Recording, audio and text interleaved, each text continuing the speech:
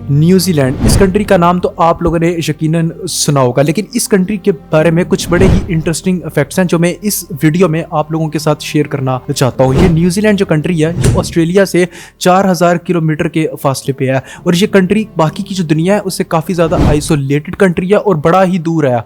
और ये कंट्री जो है पूरी दुनिया का सबसे पीसफुल कंट्री भी माना जाता है, क्योंकि यहाँ पर पूरी दुनिया की सबसे beautiful ranges, beautiful greenery, beautiful lakes और हाई ऑर्गेनिक क्वालिटी फूड भी इस कंट्री में पाया जाता है। अगर आप इस कंट्री में जाओ तो आपको बड़ा ही खूबसूरत विजन दिखेगा, क्योंकि ये कंट्री नेचुरल ब्यूटी से भरा हुआ है। हर जगह पे ग्रीनरी, बड़े ही अच्छे पहाड़ और काफी ज्यादा जो है आपको ब्यूटीफुल लेक्स भी इसी कंट्री में देखने को मिलती हैं। यहाँ तक कि मशहूर जमाना film the Lord of the rings की शूटिंग भी इसी कंट्री में ही हुई थी। और ये कंट्री जो है, इसके बारे में एक इंटरेस्टिंग फैक्ट ये है कि इस कंट्री की जो पॉपुलेशन है वो इंडिया के एक शहर मुंबई से भी 4 गुना कम है। जी हाँ, इस कंट्री की जो टोटल आबादी है वो 50 लाख है। सिर्फ 5 मिलियन की पॉपुलेशन का ये कंट्री है।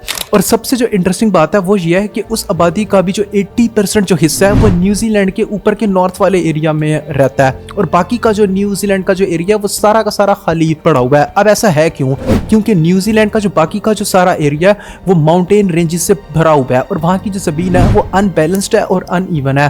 तो जब भी कोई ज़मीन अनइवन और अनबैलेंस्ड होती है तो वहाँ पर सिटी की डेवलपमेंट करना तकरीबन इम्पॉसिबल होता है। और इसलिए न्यूजीलैंड की टोटल आबादी का जो 80% जो हिस्सा है वो ऊपर के नॉर्थ वाले एरिया में रहता है। और दूसरी बात, उस आबादी का भी जो 50% जो हिस्सा है वो न्यूजीलैंड के एक शहर ऑकलैंड में रहता है। इसलिए न्यूजीलैंड का जो ऊपर का जो नॉर्थ का एरिया है वहीं पे सारी की सारी उनकी आबादी बसी हुई है। और दूसरी बात जो इंटरेस्टिंग है वो ये है कि न्यूजीलैंड के अंदर इंसानों की आबादी तो इंतहाई कम है, लेकिन न्यूजीलैंड में भेड़, बकरियां, गायें, इनकी आबादी 2 करोड़ से भी ज्यादा है। जी हाँ, न्यूजीलैंड में सबसे ज्यादा काउस और शीप्स आपको देखने को मिलेंगी। इसलिए जो न्यूजीलैंड है वो दूध का सबसे बड़ा एक्सपोर्टर है पूरी दुनिया में। यहाँ तक कि न्यूजीलैंड हर साल 1 करोड़ 87 लाख टन दूध पूरी दुनिया में एक्सपोर्ट करता है। और न्यूजीलैंड ने एक बार मटन और बीफ एक्सपोर्ट करके $46 बिलियन का रेवेन्यू जनरेट किया था। पूरी दुनिया की जो 30% जो डेयरी प्रोडक्ट्स हैं वो न्यूजीलैंड से ही एक्सपोर्ट होते हैं। 30% डेयरी प्रोडक्ट्स पूरी दुनिया के न्यूजीलैंड से ही एक्सपोर्ट होते हैं। ये नंबर बहुत बड़ा है। फोंटेरा ग्रुप,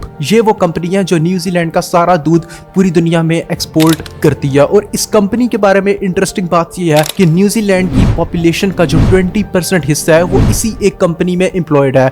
20% हिस्सा यानी कि 50 लाख की आबादी में से 10 लाख जो लोग हैं वो इसी एक कंपनी में एम्प्लॉयड है। ये नंबर बहुत ही बड़ा है, और इसका मतलब ये है कि न्यूजीलैंड की जो पूरी इकोनॉमी है वो इसी कंपनी पे ही चल रही है। यही कंपनी न्यूजीलैंड की बैकबोन है, और पूरी इकोनॉमी का जो पहिया है वो इसी एक कंपनी पे ही चल रहा है। और अगर हम न्यूजीलैंड की जो बाकी चीजें हैं अगर हम उनकी बात करें तो बहुत ही ज्यादा उनका जीडीपी है, लो क्राइम रेट है, खूबसूरत कंट्री है, सब कुछ है। अब ये सारी बातें सुन के आप लोगों के जहन में सवाल आ रहा होगा कि दुनिया इस कंट्री में माइग्रेट क्यों नहीं होती। तो उसकी एक रीजन तो मैं आप लोगों को एक्सप्लेन कर चुका हूं कि उनका सिर्फ ऊपर का एरिया ही है जहां पे सारी की सारी पॉपुलेशन रहती है, और जो इमिग्रेशन लेके भी आते हैं वो भी उसी एरिया में जाते हैं। तो वहां पर पॉपुलेशन बहुत ज्यादा हो चुकी है और वो एरिया बहुत ज्यादा ओवर क्राउडेड हो चुका है। और इस प्रॉब्लम से डील करने के लिए न्यूजीलैंड की जो गवर्नमेंट है उन्होंने एक स्कीम लॉन्च की है। उस स्कीम में वो लोग अपने न्यूजीलैंड के हर सिटीजन को $8,000 की ग्रांट दे रहे हैं कि वो ऑकलैंड से 100 किलोमीटर दूर वाइकाटो में शिफ्ट हो जाएं, ताकि जो ऑकलैंड के ऊपर जो एक इतना बड़ा जो प्रेशर बिल्ड हुआ है वो काफी ज्यादा कम हो। और इस प्रेशर की वजह से जो ऑकलैंड है वहां पर इन्फ्लेशन भी बहुत ज्यादा है, वहां के जो घर है वो बहुत ज्यादा एक्सपेंसिव हुए हैं और जो रेंट है वो भी बहुत ज्यादा इंक्रीज हो चुका है। न्यूजीलैंड की जो टोटल जो पॉपुलेशन है उसमें से जो 27% जो हिस्सा है वो बाकी की दुनिया से आया हुआ है। लेकिन अगर हम लोग हिस्ट्री में देखें तो न्यूजीलैंड की पहले इमिग्रेशन पॉलिसीज बड़ी ही सख्त थी, यहाँ तक कि नॉन वाइट लोगों को तो न्यूजीलैंड में आने की इजाज़त ही नहीं थी। लेकिन वर्ल्ड वॉर 2 के बाद न्यूजीलैंड ने अपनी इमिग्रेशन पॉलिसीज काफ़ी ज़्यादा रिलैक्स की, और उसके बाद से इंडिया, चाइना, फिलीपीन से काफ़ी ज़्यादा जो लोग हैं वो न्यूजीलैंड में माइग्रेट हुए, क्योंकि तब न्यूजीलैंड को लोगों की काफ़ी ज़्यादा ज़रूरत थी। और आज जो है न्यूजीलैंड एक बहुत ही डेवलप्ड कंट्री है जिसका एक बहुत ही हाई जीडीपी है, और वो इकोनॉमी के अंदर भी काफ़ी स्ट्रॉन्ग कंट्री है।